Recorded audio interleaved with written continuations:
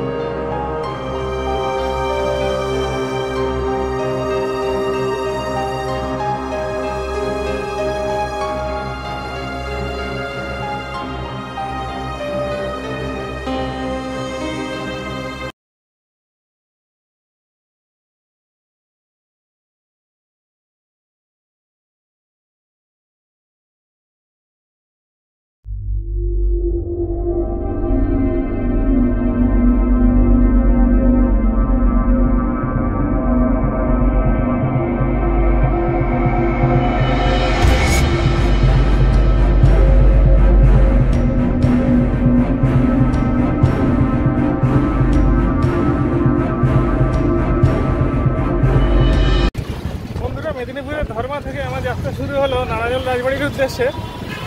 নারাজল রাজবাড়িটা হলো এখান থেকে মোটামুটি 40 কিলোমিটারের মতো ডিস্টেন্স। একটু ডিস্টেন্সটা আছেই, যেতে প্রায় সময় লাগবে 1 ঘন্টা 20 মিনিটের মতো। আর আমরা এই মুহূর্তে ধর্মা মোড়ে রয়েছি। এখান থেকে আমরা কেশপুরের রাস্তা ধরবো। আপনারা কেশপুরের নাম শুনেছেন, মেদিনীপুরের বিখ্যাত জায়গা। হ্যাঁ, তো কেশপুরের দিকে রাস্তা ধরবো। ওই রাস্তার উপরই পড়বে নারাজল রাজবাড়ি। তো ওইখানে গিয়ে আমি এই গাড়িটাকে ছেড়ে দেবো। 40 কিলোমিটারের জন্য ভাড়া হলো 800 টাকা। মেদিনীপুর কেশপুর এই রুটে অনেক বাস চলে। খড়গপুর থেকে নারাজল বাস আমি দেখেছি, খড়গপুর নারাজল রুটে বাস চলে। তো সেই বাসগুলোতে উঠলে আমার হতো, কিন্তু সেই বাসগুলো কখন আসে কি বৃত্তান্ত আমি জানি না, আর আমি যেতে পারতাম না। সেই জন্য এই গাড়িটি ভাড়া করলাম, ভাই আমাকে নিয়ে যাবে। তো ফেরার পথে আমি বাসে করে ফিরবো। তো এটা গুরুত্বপূর্ণ তথ্য, কারণ কেউ যদি বাসে যেতে চান যেতে পারেন, বাসে ভাড়াটা একটু কম পড়ে। তো এইটা ব্যাপার। ব্রিজটা ক্রস করার পরেই চোখে পড়লো একটা ইট ভাটা। বন্ধুরা, এটা আমরা এখন পারাং ব্রিজ অতিক্রম করছি। পারাং ব্রিজ খুব পুরোনো না, এই ব্রিজটা একটা খালের ওপরে অবস্থিত। আর চোখে পড়ে সারি সারি ধান ক্ষেত, দিগন্ত বিস্তৃত মাইলের পর মাইল ধান ক্ষেত।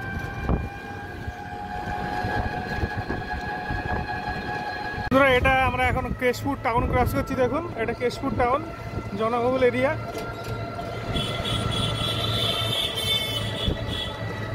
যেতে যেতে বন্ধুরা দেখুন, নারাজল টাউনের মধ্যে ঢুকে দেখতে পাচ্ছি অনেকগুলো প্রাচীন শিব মন্দির পরপর পরপর সাজানো।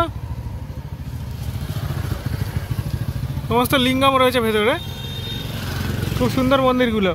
তো এগুলো সংস্কার হয়েছে এবং সুন্দর রং টং করা। দেখতে পাচ্ছি আরেকটি মন্দির, দেখুন এটা একটু ভগ্নপ্রায় অবস্থা। এটা অত্যন্ত প্রাচীন, এগুলো বেশি প্রাচীন আর এই মন্দিরটা।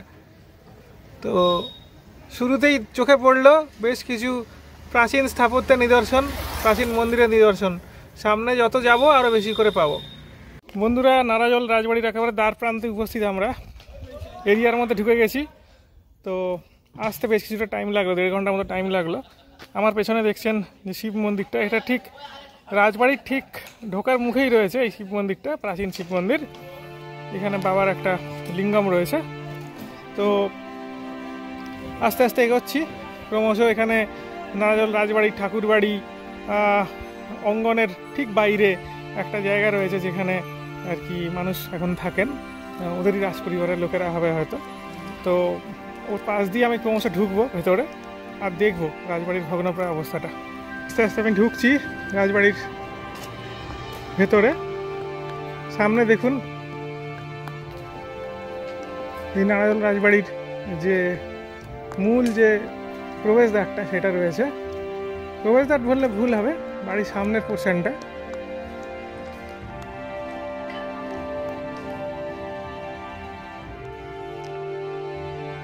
রাজবাড়ির ভেতরে ক্রমশ ঢুকছি বন্ধুরা আস্তে আস্তে। এটা এই একতলার বারান্দা মতো একটা, দেখুন এখান দিয়ে ক্রমশ ভেতরে ঢুকছি।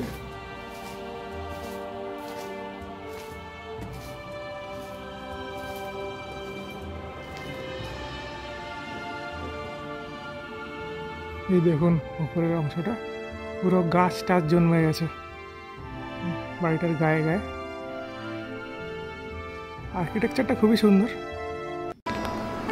প্রায় ৬০০ বছরের অতীত নিয়ে দাঁড়িয়ে রয়েছে নারাজলের রাজাদের প্রাসাদ। প্রাসাদের সর্বত্র কালের চিহ্ন, জরা গ্রাস করেছে দেহ, খসে পড়া চুনসুরকির পলেস্তরা, ইটের চওড়া দেওয়ালে ফাটল, ধসে যাওয়া কুড়িবর্গার ছাদ, গজিয়ে ওঠা লতা গুল্ম বৃক্ষ, আগাছা জঙ্গলের ভেতর দিয়ে পৌঁছে যাওয়া মূল রাজবাড়িটিতে। রাজবাড়ির দুটি অংশ, পরীক্ষা দিয়ে ঘেরা অন্তর্গড় আর তার বাইরে বহির্গড়। অন্তর্গড়ে ঢোকার লাল মাটির সরু রাস্তাটি চলে গিয়েছে ঘাসের ওপর দিয়ে। আনুমানিক ১৬শ শতকে নারাজল জমিদার বংশের সূচনা করেন উদয়নারায়ণ ঘোষ। সাধারণের কাছে তিনি এখানকার আসল রাজা। তাকে অনেকে আবার ইছাই ঘোষের বংশধর বলে উল্লেখ করেন। সেকালের নারাজল ছিল গভীর বন জঙ্গলে ঘেরা প্রত্যন্ত অরণ্যভূমি, প্রকৃতই জনবিরল। আদিম জনজাতির বাস ছিল সেখানে। সুনীতি কুমার চট্টোপাধ্যায় নারাজল শব্দটিকে ব্যাখ্যা করেছেন। নাড়া কথাটির মানে হলো ধান গাছের অংশবিশেষ। ধান কেটে নেওয়ার পর ধান গাছের যেটুকু মাঠে থেকে যায় তাকেই মেদিনীপুরের মানুষ নাড়া বলেন। আর জোল কথাটি জলার অপভ্রংশ। শিলাবতী কংসাবতী পারাং ঘেরা এই এলাকাটি বছরের অনেকগুলো মাসই জলে নিমজ্জিত থাকে। উদয়নারায়ণ ঘোষের এই এলাকায় আগমন আর রাজবংশ প্রতিষ্ঠাকে ঘিরে এক কিংবদন্তি প্রচলিত আছে। উদয়নারায়ণ ঘোষ বন্য প্রান্তরে সূর্য ডুবে আসার মুহূর্তে এক অলৌকিক দৃশ্য দেখতে পান। একটি বক আর একটি বাজ পাখির যুদ্ধের মাঝে অসীম সাহসে বক বাজটিকে আক্রমণ করছে আর জায়গাটি অসম্ভব আলোয় ভরে উঠেছে। সেই রাত্রে দেবী দুর্গার স্বপ্নাদেশ পান তিনি। পরদিন ওই জায়গায় ফিরে এসে দেবীর সোনার মূর্তিসহ প্রচুর ধনসম্পদ উদ্ধার করেন। তিনি নারাজলেই থেকে যান পাকাপাকিভাবে। ঐতিহ্যশালী এই রাজবাড়িটার এখন এরকম ভগ্নপ্রায় অবস্থা। স্বাধীনতা সংগ্রামের বহু ইতিহাস জড়িয়ে রয়েছে এই রাজবাড়ির সাথে। বড় বড় মনীষীরা আর স্বাধীনতা সংগ্রামীরা এখানে এসেছিলেন। সামনে রয়েছে নাট মন্দির। এই যে এটা হলো নাট মন্দিরটা। এটি হলো নারাজল রাজ কলেজ, স্থাপিত 1966, অনেক পরে হয়েছে, যাই হোক। তো এটার অবস্থা ভগ্নপ্রায়। রাজবাড়ি সংলগ্ন এই রাজ কলেজটা ছিল। দেখুন এই কলেজটার ভগ্নপ্রায় অবস্থাটা। পরে কলেজ হয়েছিল, তার আগে রাজবাড়ির একটা অংশ ছিল। নারাজল রাজবাড়ি থেকে বেরিয়ে এসে বন্ধুরা এটি হলো মূল রাস্তাটা, মানে মেন রাস্তা না, এটা একটা নারাজলের ভেতরের একটা সাইড রোড টাইপের আর কি, গ্রামের ভেতরের রাস্তা। আর এখান দিয়ে আর একটা দেখুন আর্কিটেকচার দেখতে পাচ্ছি, রাজবাড়ি রিলেটেডই এটা। এই মহলটা কি মহল একটু জানবো সামনে গিয়ে। এখানে একটা মহল আছে পেছনে, তো সেটাও আর একটা দর্শনীয় জিনিস এখানে। আর পাশে দেখুন নারাজল ধর্মতলা যুব সংঘ বলে একটা ক্লাব আছে। শহর থেকে অনেক দূরে বন্ধুরা শান্ত ট্রাঙ্কুইল পরিবেশে এরকম একটা রাজবাড়ি দেখে মন ভরে গেল আজকে। আমি কোনোদিনও সত্যি কথা বলতে কি ভিডিও শুরুতেই বলেছি এরকম ধরনের রাজবাড়ির কভারেজ আমি করিনি। আমি বিভিন্ন জায়গা দেখিয়েছি, বিভিন্ন রকম ল্যান্ডস্কেপ দেখিয়েছি, পাহাড়ে গেছি, জঙ্গল দেখিয়েছি, হ্যাঁ ঝর্ণা দেখিয়েছি, কিন্তু এরকম রাজবাড়ির ট্যুর এই প্রথম করলাম, করে আমার যথেষ্ট ভালোই লাগছে।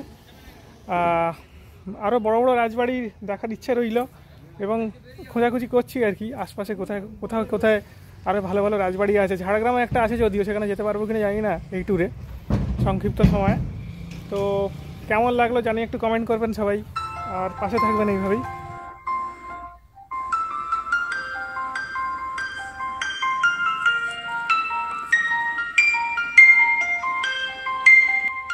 এই মহলটারই সামনের দিকের দৃশ্যটা দেখুন, ওটা ছিল রাস্তামুখী আর এটা পেছন দিকে, কিন্তু এটাই অ্যাকচুয়ালি আমার মনে হচ্ছে সামনের দিকটা। চলতে চলতে বন্ধুরা একটা সুন্দর দৃশ্য চোখে পড়লো দেখুন।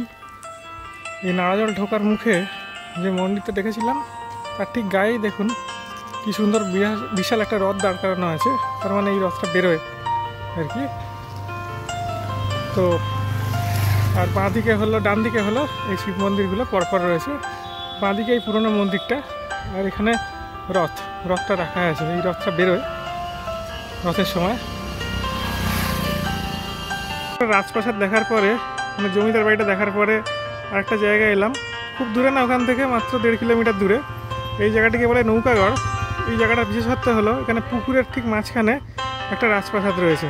দেখুন একটু বড় করছি, এখানেও একটা প্রাসাদ রয়েছে পুকুরের ঠিক মাঝখানটা। যদিও প্রাসাদের উপর দিয়ে লতাল গুল্ম গাছ এই সমস্ত ছেয়ে গেছে, খুব ক্লিয়ার বোঝা যাচ্ছে না, কিন্তু এটা ক্লিয়ার যে এটা একটা বাড়ি, কনস্ট্রাকশন ছিল, অনেক পুরনো।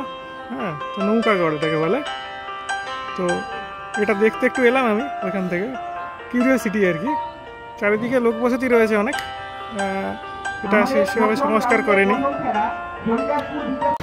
ইন্টারন্যাশনালের ডাইনিং হল, তো এখানে আমি খেতে বসেছি।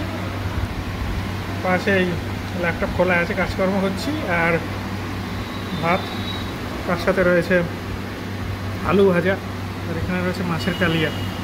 এই দিয়ে আমি আজকে খাচ্ছি। রবিবারের দুপুর, এখন 2:30 বাজে।